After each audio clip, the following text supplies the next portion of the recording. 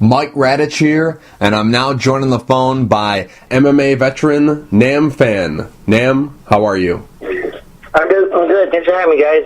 Sure, no problem. Thanks for doing it. Nam, let's just take it from the top. You recently were released from the UFC. You have this fight coming up on July 13th for Grand Slam MMA. I'm just curious, when exactly did you get that release from the UFC? Because it kind of slid under the radar. We didn't really hear much about it, and then all of a sudden you have a fight on July 13th. So when exactly did you get that call? Yeah, we're not really talking about like where I got cut. You know, I mean, sometime after my last fight, you know, it wasn't a good performance. You know, it was time to move on. You know, that's about it. Mm-hmm.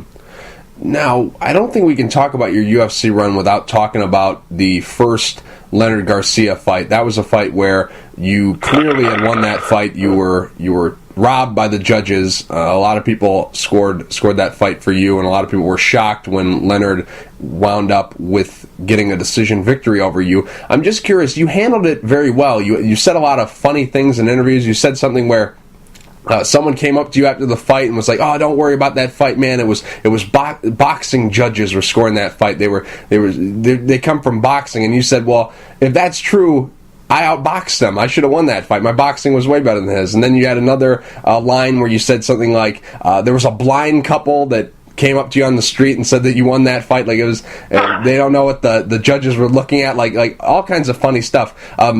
You handled it very well in the media and what we were saying, but deep down inside, how cheated did you feel? How angry did you feel about not getting that first decision over Leonard? Oh, I think I was, emotionally, I was very overwhelmed, very, very angry, very, I was very in an intense moment in my life, but I think, when I fight, there's not that many Asian Americans that compete on television, and I did my best to represent, the community in a positive light. So as angry as I was inside, I don't, want to represent myself and the community in a negative light, Mm-hmm. I see. Now, obviously, everyone that you fought in the UFC was very tough, and even the guys that you lost to and the guys that you beat, whoever you faced was a very tough guy. Obviously you have guys like Cole Miller, Mike Brown, Leonard Garcia, Takeya Mitsugaki, Dennis Seaver. I can go down the list of all these great guys that you fought, and the old saying is, no one in the UFC is easy. But, looking beyond that, what went wrong for you during the tail end of your UFC run? What was that? What went wrong? Yeah. Oh, I don't know if anything went wrong, I did the best I could under the circumstances I had, and, the guys in UFC, they're tough, and, I don't know what to say, but, the guys that fought, they're great, they might not, some of the guys that fought might not be ranked as high as the UFC, but, they're still in the UFC, so they're good, they're high level. Right. Now, after you fought against Takeya Mitsugaki, there was a article that came out. Dana White was quoted as saying, Nam Phan still has a spot in the UFC. He's not going anywhere. His leash is still long. We like him. We're going to keep him around for a while. Then you had that loss to Vaughn Lee. Did you feel like there was a lot of pressure to perform in that fight? Did you feel that your job was on the line going in against Vaughn Lee? I think every fight for me, I always feel like that my job's on the line. I did the best I can, and, I thought, we worked a good enough game plan against Vaughn. But, Vaughn, he's very athletic, very explosive, he's a lot better than, he's a lot faster. When I went in there and fought, he's a lot faster than I thought he was going to be. So he did an awesome job. Mm-hmm. Now, you've said a couple times that you performed the best you could. You did what your skill set allows you to do. You tried your hardest, and the chips fell where they fell. But do you feel that you performed at the level that you can perform, and it just wasn't enough against these guys, or do you think you underperformed? Looking back on some of these fights, how do you feel about some of these performances, and could you have done better in some of these fights? Jeez, yeah, a lot of these fights, like Dennis Seaver, and I can name a few. Right. I got the fight on short notice, and like I said, within the circumstances, I think I did the best I could, against these super tough guys. And of course, if I look back, I think if I, had more time to train, this and that, coulda, woulda, shoulda, I could have done better. But, it is what it is. Mm-hmm. There's no point in dwelling on the past. All you can do is you're just gonna haunt yourself and you're gonna go crazy. Right. Now, it took you a very long time to get into the UFC. You'd fought for many, many years and finally got on The Ultimate Fighter, went through The Ultimate Fighter show, eventually made the jump to the UFC. You had a very long run. The average run in the UFC, I don't really know what it is, but you definitely surpassed the average of fights in the UFC, number one, and time in the UFC. So I'm just curious, what's harder? Is it harder to get into the UFC, or is it harder to stay in the UFC? I don't know, man. I mean, jeez, man. Because I have a bunch of. That's a good question. I think probably equally just as difficult. Because I have some friends that are way more talented than I am, and I know a bunch of fighters that are freaking amazing. And I think to myself, wow, this is in the UFC. I ain't no one special. I didn't get that far in wrestling in high school, and I didn't do that well in JC college in wrestling. I was a super stud in jiu-jitsu or super stud in boxing or whatever, but I made it to the UFC. I sometimes just let the luck of the draw. And once you're in there, you gotta get big against a bunch of sharks. Man, I don't know. I can't tell you which one's harder. It's the UFC in general. Getting in, staying in, it's difficult, man. I see. Now, I'm just curious, how did you find out that you were released from the UFC? Did it come through Sean Shelby, Joe Silva, your manager? The way they're operating now, they have so many fighters on roster, they can't really get to everybody. They have to release it through Twitter, it's crazy stuff like that. How did you find out that you weren't a part of the UFC anymore? Oh, the UFC is always very professional. I got a personal phone call. And that was it, it is what it is. I see. Now, you're 31, which is very surprising because you'd think a guy who's been fighting as long as you have would be older than that. How's your body feeling right now? Do you feel like a guy who's fought as long as you have, or do you still feel pretty good? I still feel pretty good,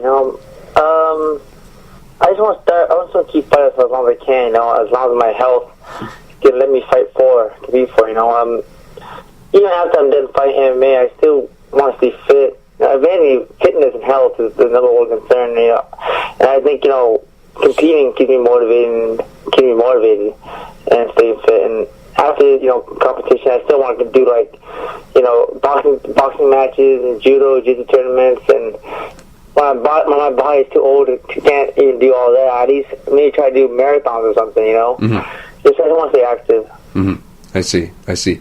Now, how long did it take you to get over the release that you got from the UFC? Because obviously it's a pretty quick turnaround for you. You fought in March, and now you're back on the horse getting ready to fight on July 13th. Did you take a couple of weeks to clear your mind and think about a lot of stuff? Did you do any soul searching after the release, or was it kind of just, it is what it is, I got to move on, I can't dwell on it, I just got to get back on the horse and continue to go? Did you have any soul searching you had to do? No soul searching. My soul's in martial arts in general, Right. At the end of the day, I just want to enjoy the martial arts, I think, the UFC and any promotion you fight for, I fought this, I fought for Strikeforce, I fought for this, for that. I think it's getting into a relationship, once you split up, there's two options. Either you can dwell on it and cry about it, or, hey, we're broken up and let's move on. It is what it is. You gotta suck it up. Mm-hmm. Now, going forward, is that the plan, to get some wins on the regional circuit and get back to the UFC? Because obviously the landscape is very different now. You have World Series of Fighting doing a lot of good things. I'm sure you'd be a welcome addition to their roster. They're also Bellator. Scott Coker, a guy you know from your days in Strikeforce, he's now the head man at Bellator. Landscape is very different now from when you got going in the UFC. So is that the plan, to try to make it back to the UFC, or are you open to other organizations? I'm very open to other organizations. It's not a problem. Right? If the UFC calls, then they call. That's awesome. That's great. But I just want to keep competing for as long as I can. And if I can get a bunch of wins under my belt with the local circuit, and get into a bigger promotion like WSOF or one that FC, then that'd be awesome. Or Bellator with Chicago again, that'd be great too. I see. Well, let's see what happens. Right. Definitely. Now, Grand Slam MMA, how much do you know about this show, number one? And number two, how did this deal come together where you got the offer to fight for them? Grand Slam, this is their first promotion. Right. You know that. Yeah, my fiance, she's Japanese. Right. And she has a lot of, she has some tight ties with the promoter over there in the MMA scene in Japan. So, some people over there were talking to my fiance, and they wanted me on the show. So I was like, she asked me if I was interested. I said, oh, yeah, sure, let's do it. I see. Are you looking forward to going back to Japan and fighting? You haven't fought there in a while. The last time you fought there was under the Sengoku banner. Are you looking forward to going back there for a fight? Oh yeah, I love Japan. That's my second home. I can't wait to come back. Now, you've been traveling a lot for your fights. Your last fight against Vaughn Lee was in Macau. The fight before that against Takeya Mitsugaki was in Australia. And now you're getting ready to fly to Japan for a fight. Are you a good flyer? I mean, obviously, cutting weight and that long flight of sitting in the same spot for hours and hours. Are you a good flyer? Do you fly well? Yeah, I do all right. I just try to find a way to occupy myself. A lot of DVDs, or I try to watch the movies on the plane, whatever works. Try to sleep as long as possible. Preferably, I would prefer like a domestic show. So I think the weight cut would definitely be easier. But if I want to travel, Japan is the place to be. Whenever you have a long flight like that, do you ever talk about fighting on the plane? No, screw that. I'm just trying to sleep. Just trying to. I think flights can be kind of miserable, so I just want to just relax. And I think all the game planning is done by the time you get on the flight. And we're doing what game plan is gonna be off the flight. I definitely don't want to talk about fighting on the plane. Right.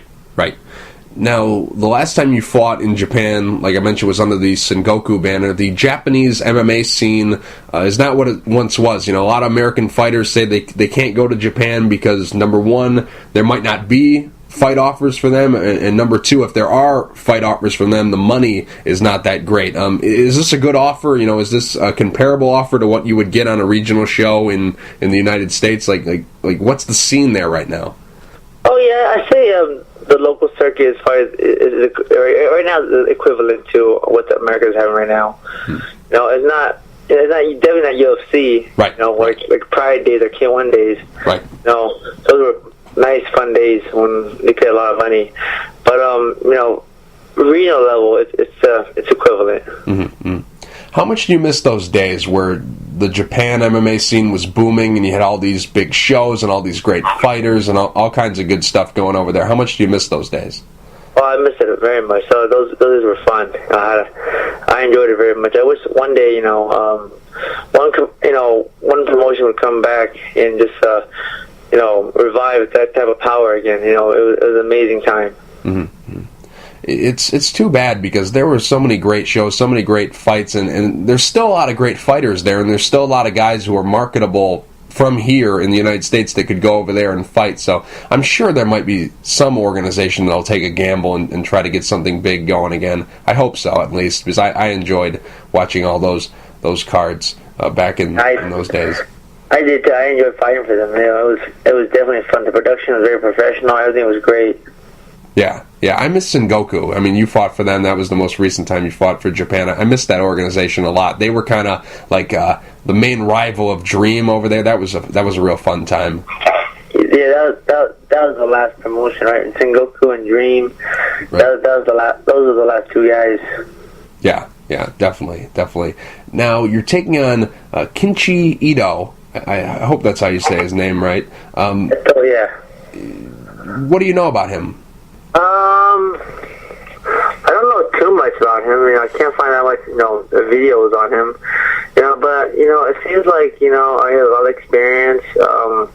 Very good. It seems like he good leg lock or good leg lock defense. At least he fought a draw, or he lost a decision to Imanari. King of leg locks. Right.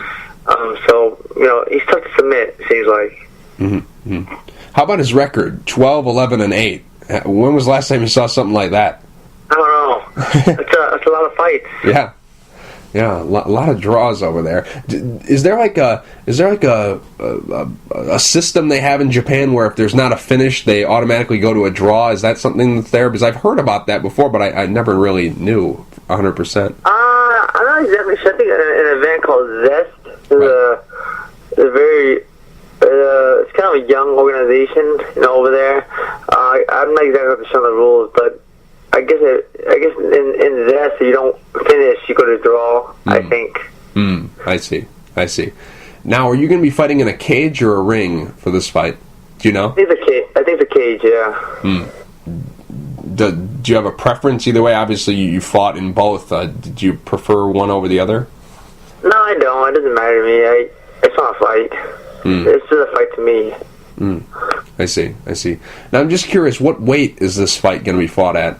This one's going to be catchweight at 140. Oh, I see. Now, going forward, is the plan to continue on as a bantamweight, or are you planning on going back up to 145? What's the plan weight-wise? Weight-wise, depending on, like, the show, I'll probably be at 45, and, like, a bigger, more prestigious show, I'll probably go back down to 35. The plan is to stay small in general. Mm-hmm. How much do you walk around at normally?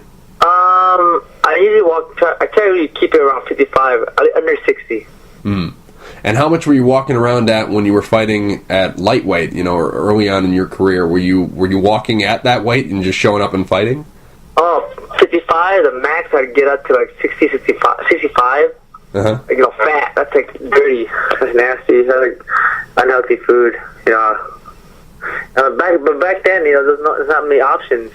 Then, like the mid early 2000s, you didn't have that many options. So, right. 55 was the lowest. If there was like lower weight classes, I would have done that too. Right. But yeah. So, I wish there was more, but that was it. Now, when you got going, there was one point in time where the UFC didn't even have 155. Were you still able to fight at 155, or were some of your fights at 170, 185, like any of that kind of stuff? Anything crazy like that? At the time when the UFC didn't have 155, the UFC still wasn't as a powerhouse it is now. So it wasn't really that big of a deal if they didn't have 55 or not. But right. They had smaller shows. Definitely, local shows, at least underground shows, I think, at the time. Underground shows, and the two fighters would talk, like, hey, let's make a 150, 155, because back then, when there's no 55, there's no official, weight class rankings yet, so it didn't really matter. Right. I see. Now, last question here, Nam. I've always wanted to ask you this, because every time I Google you, I always see the same picture over and over again, and I was dying to ask you this question. So, when you were at the Playboy Mansion for that Strikeforce event, how good of a time were you having? Because I keep seeing this picture of you where you got this ear-to-ear grin. You look like somebody who had died and gone to heaven. You look like you're having the greatest time of your life. Do you remember this picture? And number one, and number two, how was that experience? Oh, we were like 4 playmates, something like that? Yeah. Oh, it was great. It was my first time at the Mansion. Who doesn't love the Mansion, right? I get to see the dream. Right.